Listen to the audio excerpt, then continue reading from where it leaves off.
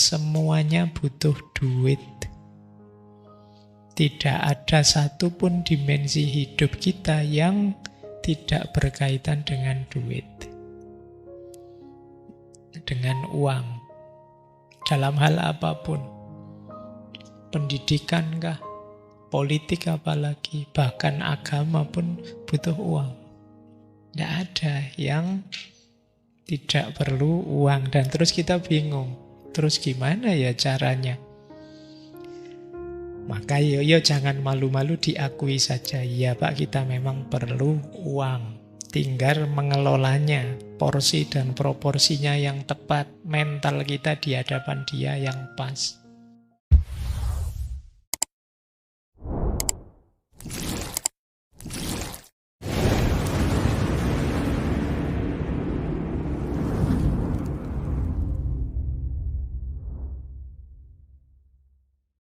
Oke, bismillah. Assalamualaikum warahmatullahi wabarakatuh.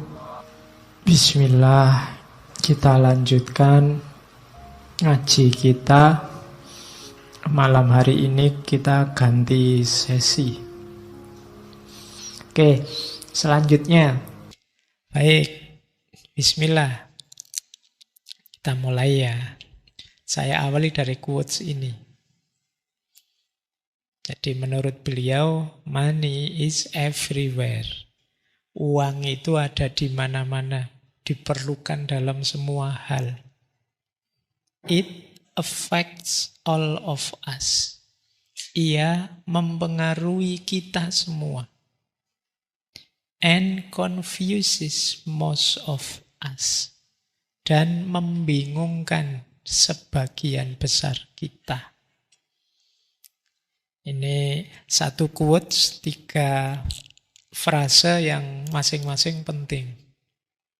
Yang pertama, money is everywhere. Itu seperti kalimat yang sering kita pakai, semuanya butuh duit.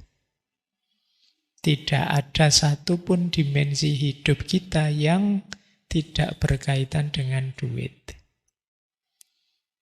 Dengan uang. Dalam hal apapun. Pendidikan kah? Politik apalagi? Bahkan agama pun butuh uang.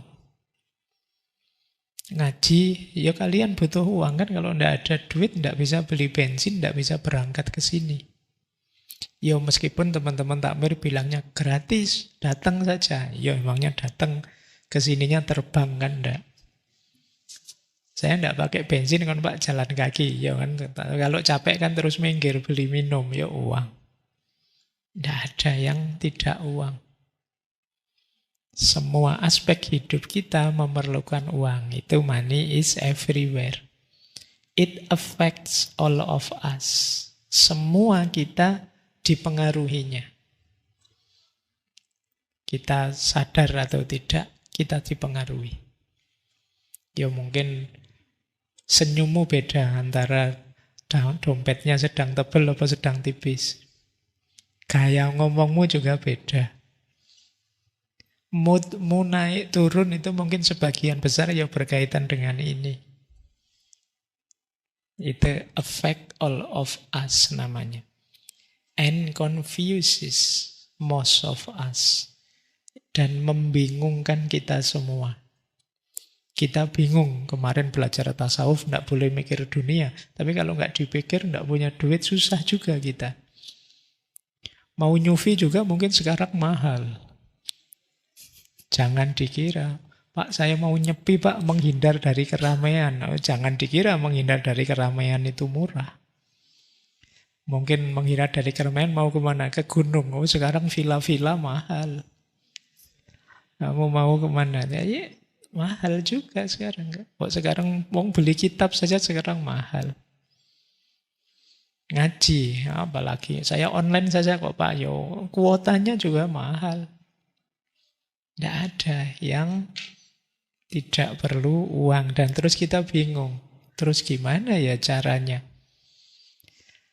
Maka yo jangan malu-malu, diakui saja. Ya Pak, kita memang perlu uang. Tinggal mengelolanya, porsi dan proporsinya yang tepat, mental kita di hadapan dia yang pas. Kuncinya nanti di situ. Terus, nah, cuma Housel ini punya tesis begini. Doing well with money has a little to do with how smart you are and a lot to do with how you behave. Ini agak berbeda dengan Kahneman ya. Minggu lalu banyak ngomong bias kognitif. Tapi malam ini Housel bilang mengelola uang itu sebenarnya tidak terlalu banyak berhubungan dengan kecerdasan. Lebih banyak berhubungan dengan perilaku. Jadi berhasil atau tidaknya kita mengelola uang dengan baik, itu sebenarnya perilaku kita. Bukan how smart. Kalau sekedar kecerdasan kita, mungkin kita cerdasnya luar biasa, tapi tidak selalu ideal teori, ideal konsep yang di kepala kita itu terus kita bisa menerapkannya. Kita tahu kok misalnya nabung itu baik, boros itu jelek. Tapi kan untuk bisa mengendalikan agar kita tidak boros lebih milih nabung, itu behavior kita yang lebih berpengaruh. Kebiasaan kita, perilaku kita. Kalau sekedar ideal itu mungkin kepala kita sudah ngerti. Otak kita sudah isinya teori macam-macam banyak. Tapi kenapa sulit diterapkan? Behave kita. Ini mungkin berlaku tidak hanya untuk konteks uang. Untuk konteks ilmu mungkin juga begitu. Kenapa sih Pak? Saya merasa wawasan saya sudah banyak, sudah luas sekali. Saya hari ini sudah belajar macam-macam. Dari online langsung di kampus. Tapi hidupku kok begini-begini saja. Tidak berubah-berubah. Saya sudah tahu ini baik, ini buruk, ini ideal, ini tidak. Tapi kok mengubahnya, menerapkannya dalam hidup susah. Karena behavior kita. Perilaku kita sehari-hari tidak kompatibel dengan ideal yang ada di kepala. Tidak cocok. Oke, baik. Yo nanti bisa kalian cermati sendiri ya.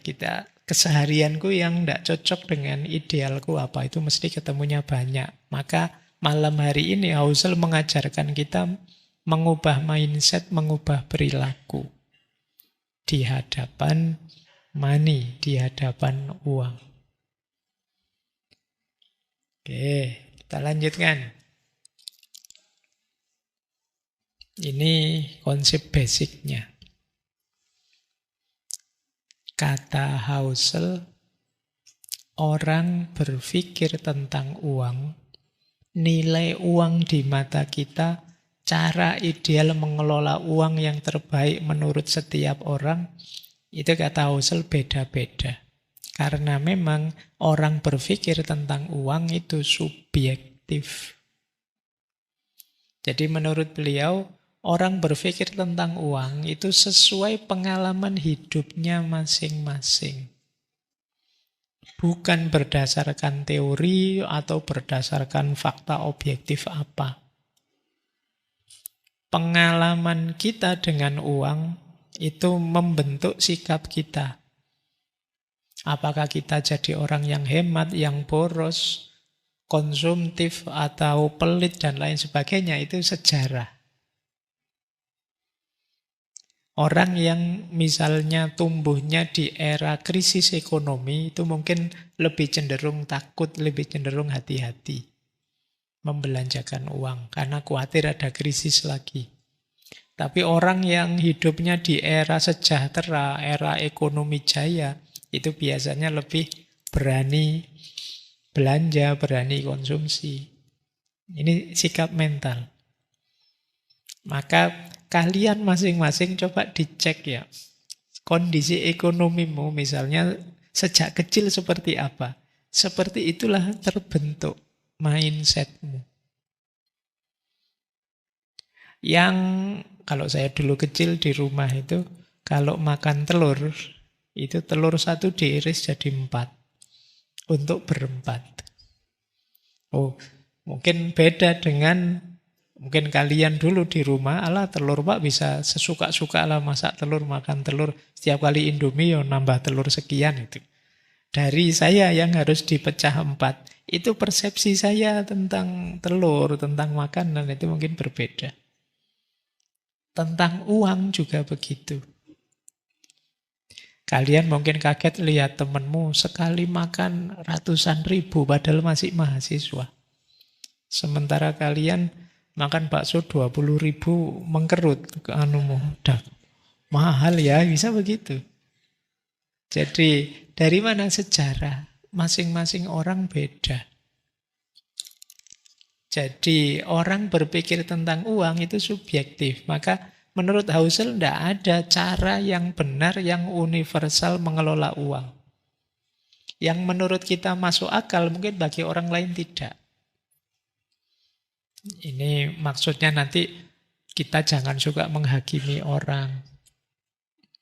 Jangan suka mencela gaya hidupnya orang. Mereka anak sejarahnya masing-masing. Orang yang pernah ketipu apa, itu mungkin dia sangat trauma sehingga tidak mau bisnis itu lagi. Kalian yang mungkin di rumahnya orang tuanya PNS misalnya, itu mungkin pikiranmu terbentuk pekerjaan paling enak, paling ideal itu PNS. Yang orang tuamu TNI apa polisi, itu kemungkinan kamu akan cenderung masuk TNI atau polisi karena kalian melihat orang tuamu. Ini yang disebut sejarah. Ya. Baik.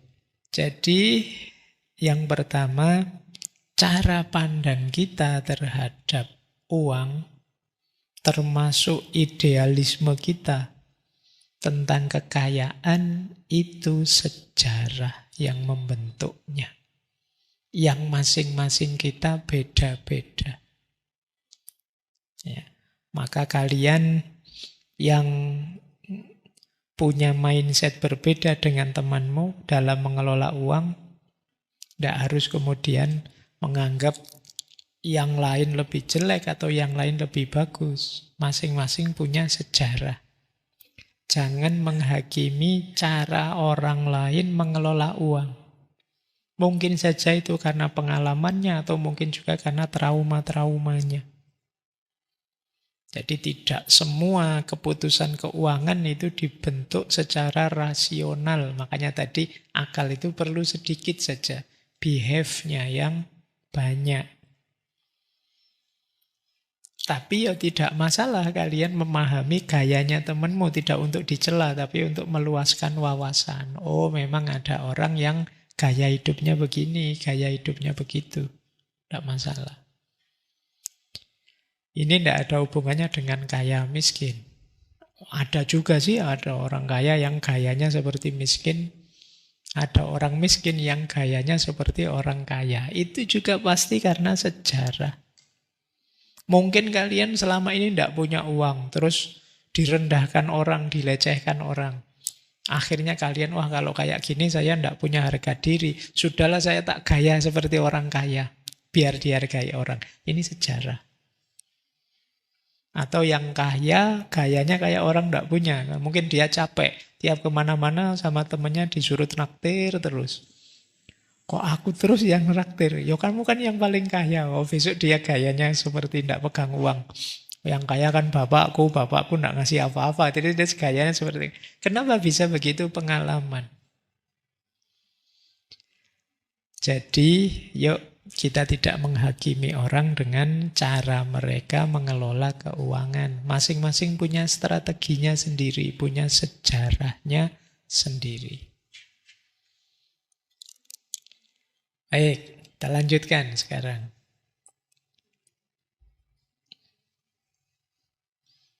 Ini juga dibahas panjang oleh Husserl tentang luck, keberuntungan, dan resiko.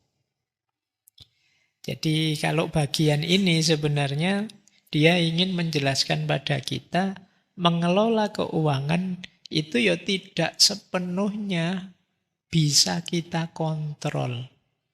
Ada wilayah-wilayah yang tidak bisa kita kontrol. Kita maunya begini, tapi jatuhnya kok begitu ya. Nah, jadi itu yang harus kita sadari. Jadi ini kesadaran kedua. Kesadaran yang pertama tadi, tiap orang beda-beda, tiap orang anak sejarahnya masing-masing. Kesadaran kedua, tidak semua hal bisa kita kontrol. Termasuk dalam urusan keuangan. Makanya ada luck, ada risk. Luck itu, keberuntungan itu, kita tidak mengarah ke sana tiba-tiba dapat keuntungan. Ini namanya luck. Kebalikannya risk. Kita tidak menginginkan itu tiba-tiba datang. Ini risk. Jadi akan selalu diwarnai dua itu. Ya ada keberuntungan, ada kerugian, efek, resiko, namanya risk. Jadi luck itu hasil positif dari kejadian yang di luar kendali kita. Kalau risk ini hasil negatif, kejadian di luar kendali kita. Ya ini kalau kita sering yang muslim pakai istilah qadarullah.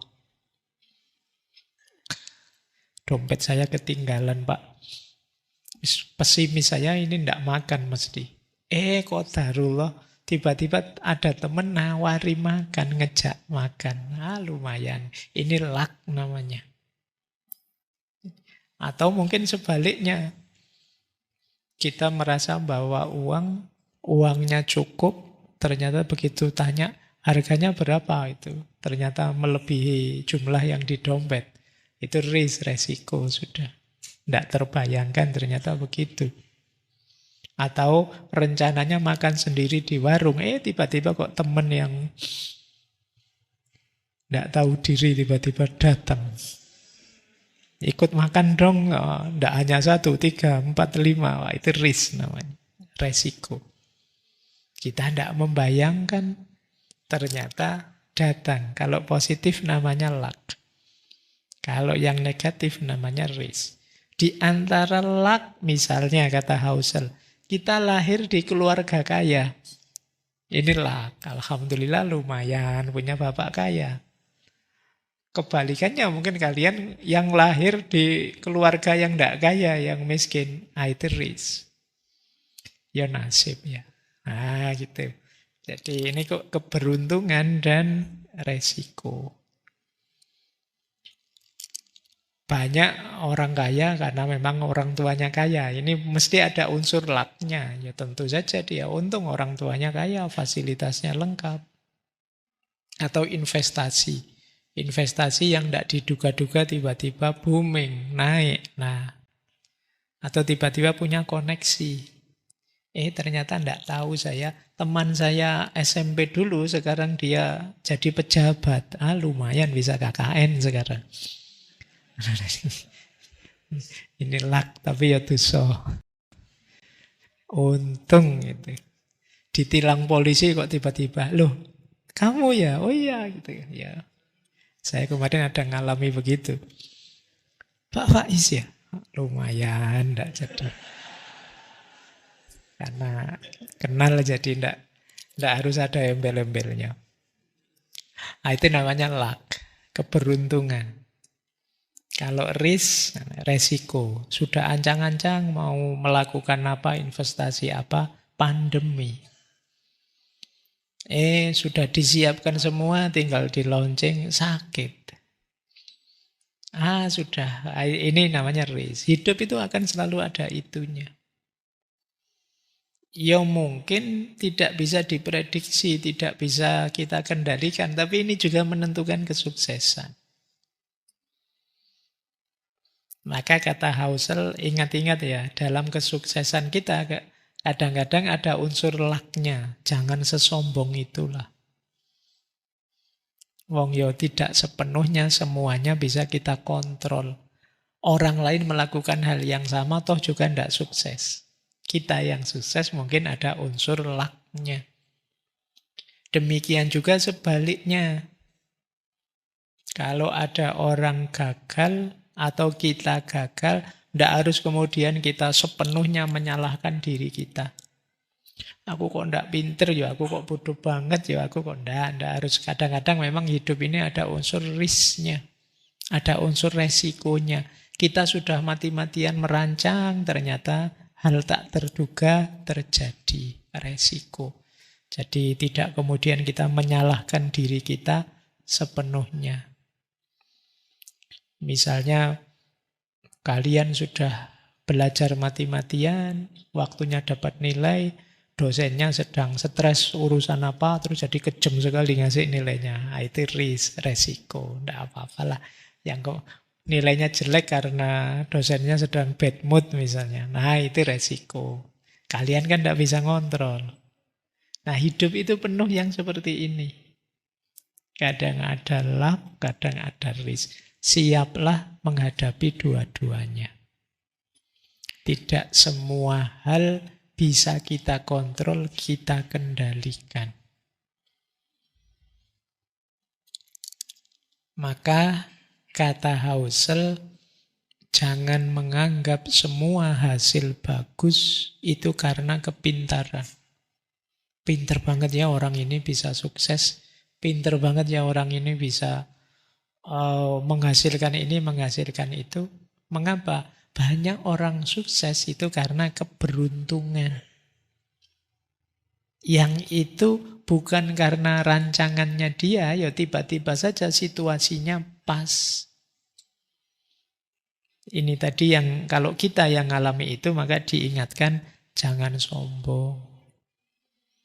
Kalian suksesmu itu tidak hanya karena dirimu, tapi dibantu oleh situasi, mungkin dibantu oleh kondisi. Kalau kita yang beragama, ya karena diridhoi Allah. Allah tidak meridhoi, tidak jalan.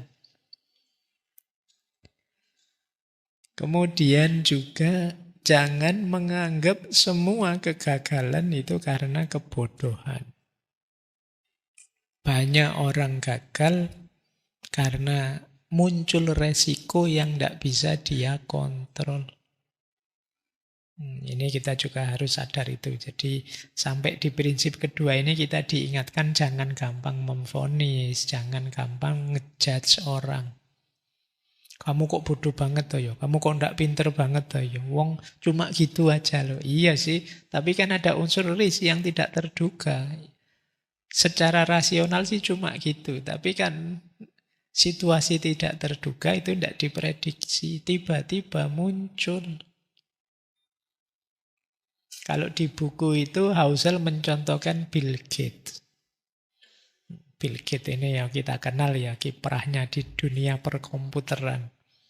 Itu saat itu dia mendapatkan keberuntungan karena bisa sekolah di salah satu sekolah yang tahun 70-an tapi sudah punya akses ke komputer.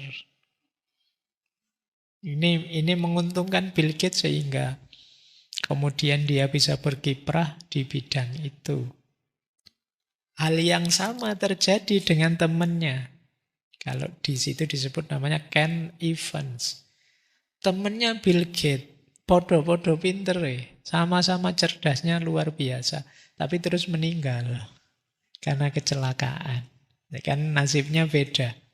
Yang satu ketemu resiko, yang satu ketemu luck, keberuntungan. Jadi ternyata hidup ini tidak seeksak itu, termasuk urusan uang. Jadi Husserl bilang beberapa orang terlahir dalam keluarga yang mendukung pendidikan, yang lain sebaliknya. Ini nanti ada efeknya. Beberapa terlahir dalam ekonomi yang berkembang pesat yang mendukung kewirausahaan. Sementara ada orang yang lahir dalam perang dan kemiskinan. Ini kita tidak bisa bantah, situasinya memang begitu. Saya ingin Anda sukses, kata Husserl. Dan saya ingin Anda meraihnya. Namun sadarilah bahwa tidak semua kesuksesan itu karena kerja keras. Dan tidak semua kemiskinan disebabkan oleh kemalasan. Maka jangan overestimate pada orang yang sukses dan jangan underestimate pada orang yang gagal. Kita kan selalu kalau ada orang gagal itu melihatnya jelek terus. Alah mesti males itu, mesti tidak memberikan semuanya. Gitu kayak apa ya kamu ngerti lelahnya dia, capeknya dia, dengan santainya kita menyebut dia males-malesan, tidak serius. Ada banyak faktor risk dalam hidup ini. Atau kalau ada orang sukses, wah kita puji setinggi langit, kadang ceritanya dilebih-lebihkan. Oh ini dia orang hebat, ini pinter ini. Itu kalau ditelusuri nasabnya mesti ketemunya orang-orang kaya lah. Malah dilebih-lebihkan sampai kemana-mana. Padahal mungkin ada banyak faktor luck saja.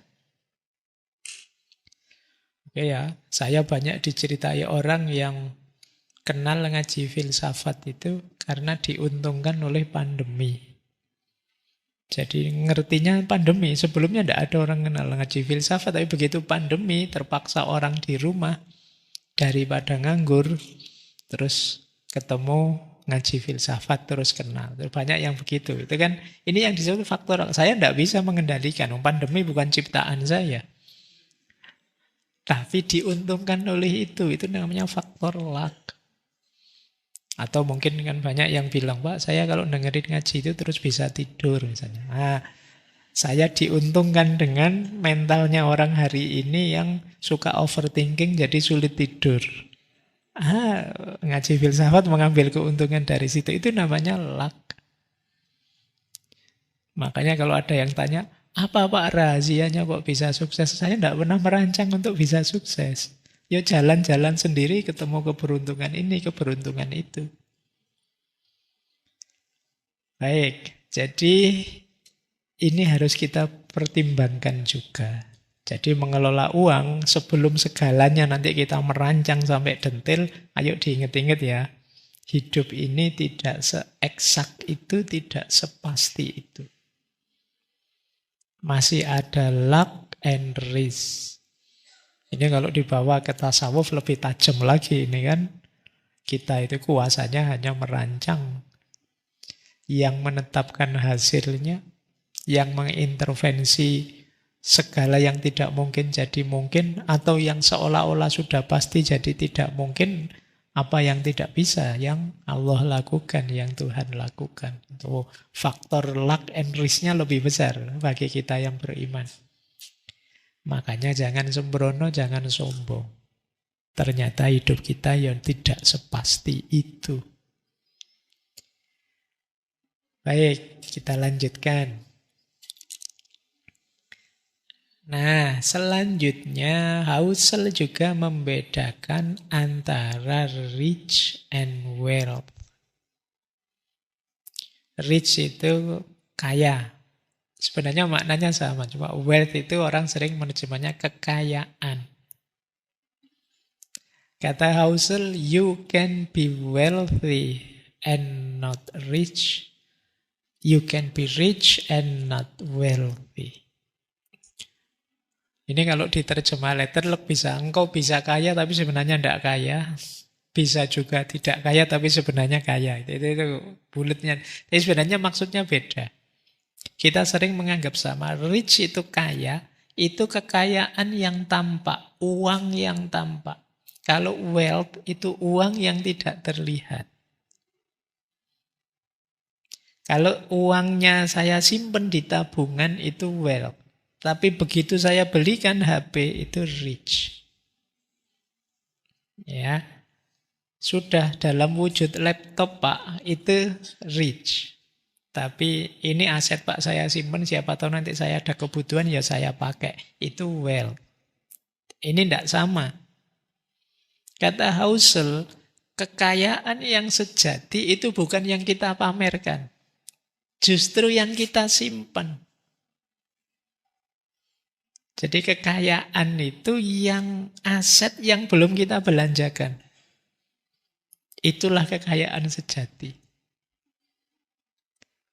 Jadi ya, ini kebalikan ya. Ini teorinya agak unik. Berarti kalau kalian lihat temanmu, mobilnya mewah ya, rumahnya besar sekali ya. Itu belum jadi parameter dia benar-benar kaya. Bisa saja mobilnya mewah, rumahnya besar, tapi utangnya juga banyak.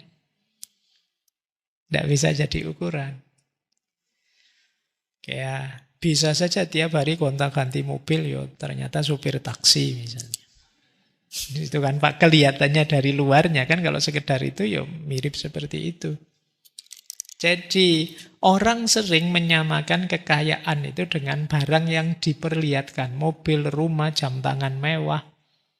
Padahal itu menunjukkan bukan kekayaan yang dimiliki, tapi kekayaan yang telah hilang dibelanjakan. Itu kan hasil konsumsi semua. Apa yang dipamerkan itu menunjukkan konsumsi, tidak menunjukkan simpanan kita. Bisa saja orang yang barangnya mewah semua, tapi sebenarnya dia tiap hari di WA sama pinjol, debt collector ngejar-ngejar, bisa saja begitu. Jadi itu bedanya rich and wealth. Bisa saja orang kelihatan kaya tapi sebenarnya tidak kaya. Rich tapi tidak wealth. Kita ingat-ingat ya. Oh ini menenteramkan kita yang tidak punya barang mewah. Kalau ditanya orang, saya itu kayaknya biasa gini tapi ya tidak mesti juga kok gitu. Kan kadang-kadang kalian lihat orang kaya-kaya itu kalau kemana-mana kan malah kadang simpel banget. Hanya pakai sandal jepit, hanya pakai kaos biasa. Sementara orang yang kaya baru biasanya itu, gaya nih. Tiap bulan ganti HP, padahal kalau mau pakai HP tanya dulu, ini budgetnya gimana ya? Gitu bisa. Terus bisa gonta-ganti mobil, pakai baju mewah, mewah. Itu rich. Tapi belum kaya yang sejati. Kaya yang sejati itu wealth. Simpenan saya banyak. Saya sih hidup sederhana Pak, tapi memang saya banyak nabung untuk masa depan. Tidak apa-apa lah sekarang tirakat sebentar, tapi ya, ini orang kaya. Jadi semakin lama simpenannya numpuk, ini orang kaya. Maka kalian jangan kaget. Tiba-tiba ya ada orang cuma jualan mie ayam bisa naik haji. Kok banyak ya uangnya? Yo banyak, tidak dipamerkan pada kalian. Dia simpen itu jadi aset. Terus bisa daftar haji. Padahal mungkin tiap hari hanya nyimpen uang 50 ditabung sekian puluh tahun bisa naik haji. Kalian yang mungkin income-nya besar-besar tidak bisa-bisa naik haji karena ya itu tadi kalian kesusu ingin membelanjakannya. Kesusu ingin menjadikannya konsumsi. Baik, jadi sekarang kita tahu bedanya kaya dan kaya. Kaya yang sejati dan kaya yang cuma pameran saja. Baik. Nah, konsepnya sama sekarang. Perlu juga, kata Husserl, kita membedakan antara getting wealthy dengan staying wealthy. Getting wealthy itu gimana kita menjadi kaya. Kalau staying wealthy, gimana kita mempertahankan kekayaan. Ini dua hal yang berbeda. Salah lumus kita gugur, nggak jadi orang kaya kita. Gimana caranya jadi kaya dan gimana caranya tetap kaya.